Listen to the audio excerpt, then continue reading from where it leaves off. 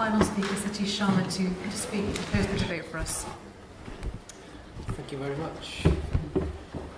As the seventh speaker following six incredible speakers, I feel a little vulnerable, but I'm also feeling a little vulnerable because my partner, you've all spoken in pairs and I'm speaking on my own. So I've been abandoned by my Church of England colleague. So forgive me, but it's late in the day. I'd like to just, before I start, I've been struck by the fact that the same sentiment has been expressed by so many diverse journeys. For those who are here and also for those who are watching this on YouTube, etc., I would like to say that I've not met, other than Muhammad, I've not actually had an intercourse or dialogue with any of the members here. And so just taking that one fact into account, the fact that so many different divergent strands are all coming together because of an inadequacy in the systems that we have available to us to express this, I think is one of the most powerful statements that we're making here today. So, turning to quotes, it's been a good evening for quotes, but I'm going to start with something which is a little not so erudite and of very questionable provenance. The great masses of the people will more easily fall victim to a big lie than to a small one. Now, some of you who are historians may have recognized that. That was a comment by Adolf Hitler in Mein Kampf, and it created the propaganda concept that the bigger the lie, the more chance you have of getting away with it. And Joseph Goebbels, he expanded upon that and made it into almost a marketing mission statement. And he was talking about the big lie. Now I'm going to paraphrase what Joseph Goebbels said and insert one of the three ideas I want to contribute to the debate into that statement. I'm going to insert the big abuse in place of his statement, the big lie. And it will go something like this. If you perpetrate abuse on a huge scale and keep repeating it, eventually people will come to accept it as normal and no longer recognize it as abuse. Such abuse can only be maintained for such a time as the abusers shield the people to the consequences of the abuse.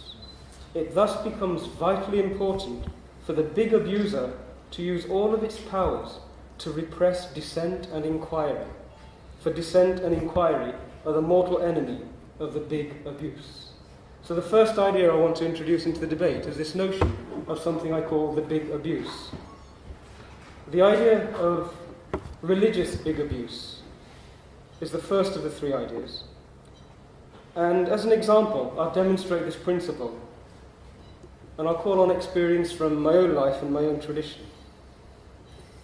The oldest scripture in existence, in which the idea of a divine creative intelligence was first articulated, is the Rig Veda. And that was written some 5,000 plus years ago, 3,000 odd years before Christ. It was written in England, the place of my birth, and it's reasonable to say that the articulators of that first vision were believers in God. This being the case, the act of portraying the Indus Valley civilization and their descendants as unbelievers is a big abuse. To then proliferate this misrepresentation globally and to sustain that lie for over 1,500 years is a big abuse. This big abuse is sustained and reinforced even today. There are gangs of deeply disturbed, largely unstable individuals, sadly most of them men, representing themselves as being members of the religion of peace or the religion of love, who at this very moment label me, my family, my community, the nation of my ancestors as pagans, heathens, unbelievers, infidels, kafir, kuffar, half devil, half child, using Kipling's words. And for us, the only cure is conversion or death by beheading. In both of those ideologies, there is no third alternative. The fact that since birth I've been labelled as such is an example of the prevalence of religious big abuse. It's so apparent when you look at it in that way, but we don't notice it because it's so ever present. For us, it's actually quite strange. The same peddlers who call us infidels, in the very next breath, quite happily accuse Hindus of having 33 million gods, which to me would suggest hyper-fiddles as opposed to infidels. But hopefully we'll see that one of the characteristics of a mindset capable of perpetrating big abuse is the capacity to completely ignore paradox. So that was an example of how religious big abuse is being inflicted on those groups who are intended always to be the other. But let me bring the idea to an individual and a universal level with a few less obvious but equally destructive examples of the big abuse relating to children. To tell any child that his or her grandparents are burning in hell, and to do it on an international scale, is religious big abuse. To undermine a child's innate divine sense of justice, a God-given sense of what's right and what's wrong, by telling the child that it's born inherently guilty, is religious big abuse. To teach children that their innate divine sense of reasoning, again a divine gift, is inherently flawed, and then to replace it by a susceptibility to blind belief, I would submit is religious big abuse.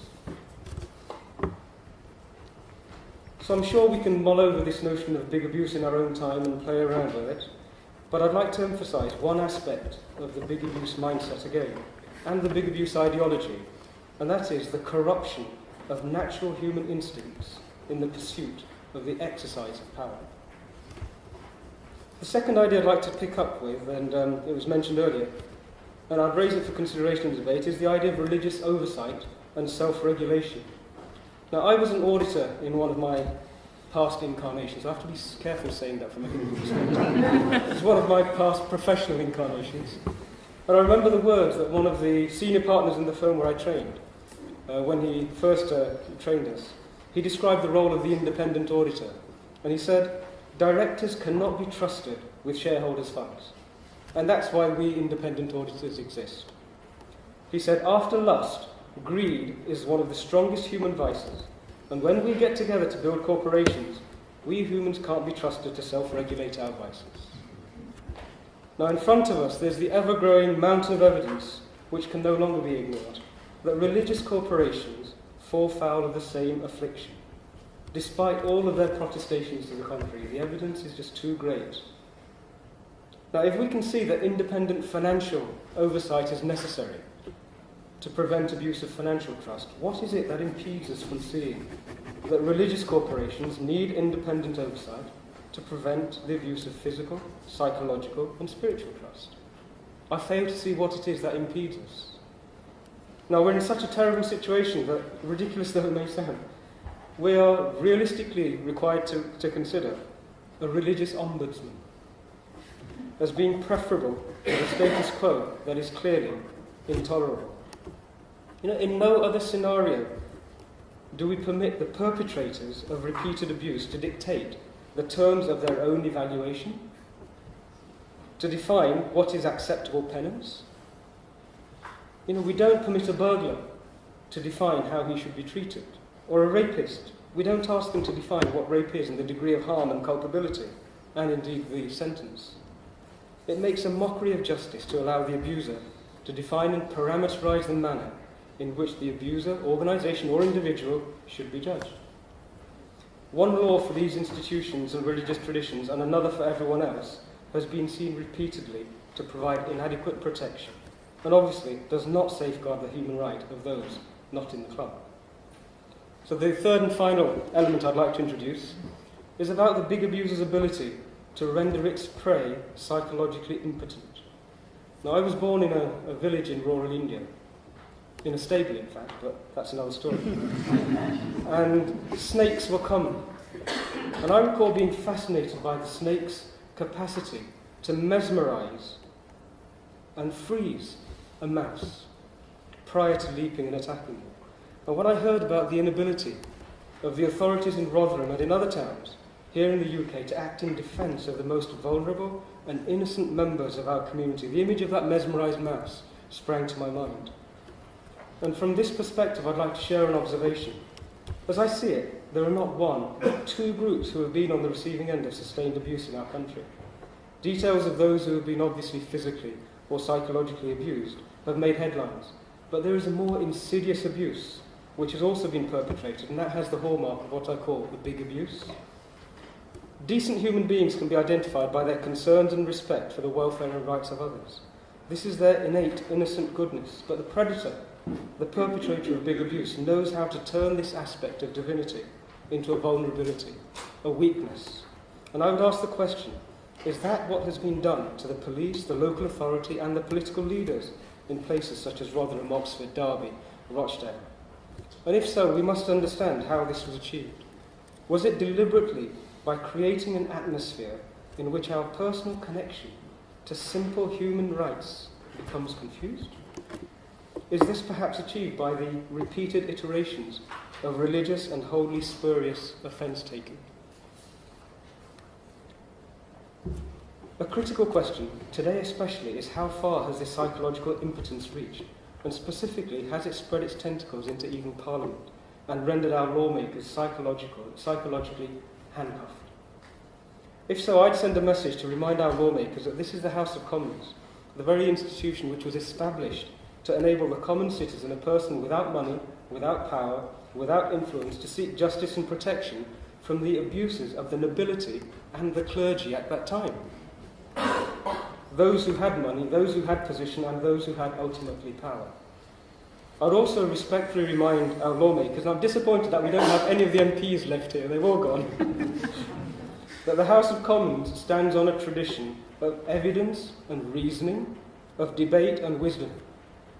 And therefore it's vital that they follow this tradition and see through the mind manipulation games of gowns and robes, that they see past the funny hats and the sashes. And some of you who know me will see I'm not wearing a sash today.